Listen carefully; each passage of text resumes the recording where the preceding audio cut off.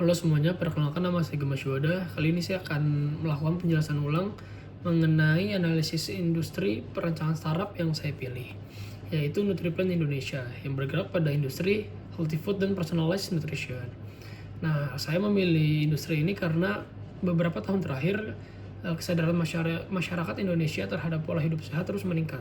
Namun banyak orang yang masih kesulitan menjaga pola makan mereka karena aktivitas yang padat dan keterbatasan waktu. Nah, oleh karena itu NutriPlant Indonesia hadir sebagai platform digital yang menyediakan layanan perencanaan nutrisi dan paket makanan sehat yang dipersonalisasi sesuai kebutuhan masing-masing penggunanya. Nah, selanjutnya itu berdasarkan analisis lingkungan makro menggunakan metode PESTEL, terdapat beberapa faktor yang mendukung perkembangan bisnis ini. Yang pertama dari sisi politik, pemerintah Indonesia terus mendorong program hidup sehat dan transformasi digital sehingga membuka peluang kolaborasi dengan berbagai institusi kesehatan. Yang kedua dari sisi ekonomi, meningkatnya jumlah kelas menengah membuat masyarakat mulai menganggap pengeluaran untuk kesehatan sebagai investasi jangka panjang. Lalu yang ketiga dari sisi sosial, generasi Z dan generasi milenial semakin peduli terhadap kesehatan dan membutuhkan solusi yang praktis untuk memenuhi kebutuhan nutrisi mereka. Lalu yang keempat, perkembangan teknologi seperti artificial intelligence dan big data dapat dimanfaatkan untuk memberikan rekomendasi nutrisi yang lebih personal.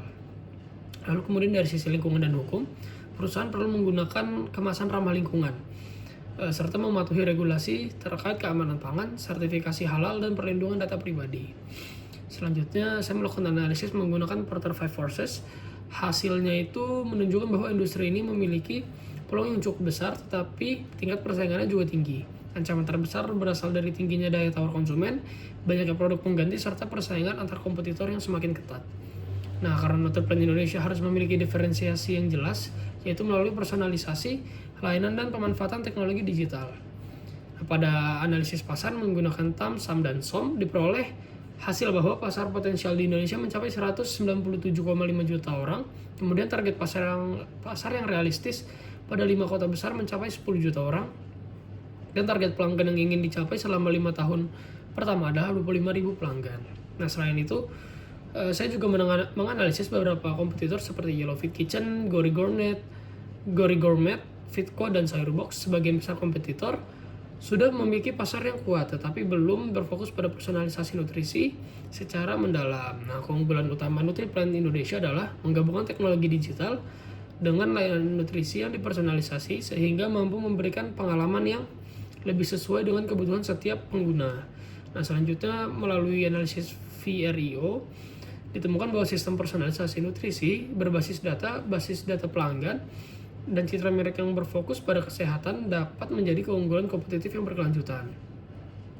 Sementara itu, berdasarkan analisis SWOT, strategi yang dapat dilakukan adalah memperluas pemasaran digital, bekerja sama dengan ahli gizi dan komunitas olahraga, meningkatkan inovasi layanan, serta memperkuat loyalitas pelanggan. Nah, terakhir, berdasarkan proyeksi keuangan, bisnis ini dinilai cukup menjanjikan. NutriPlant Indonesia diperkirakan mampu mencapai titik impas atau break-even point pada 380 pelanggan dengan payback period sekitar 1,7 tahun, serta memiliki nilai net present value yang positif sehingga bisnis ini layak untuk dijalankan. Nah, sebagai kesimpulan itu, NutriPlant Indonesia memiliki peluang yang besar untuk berkembang di Indonesia pada periode 2026 hingga 2030 karena didukung dengan perubahan gaya hidup masyarakat, perkembangan teknologi digital, dan meningkatnya kebutuhan akan layanan kesehatan yang praktis dan personal. Cukup sekian dari saya, terima kasih.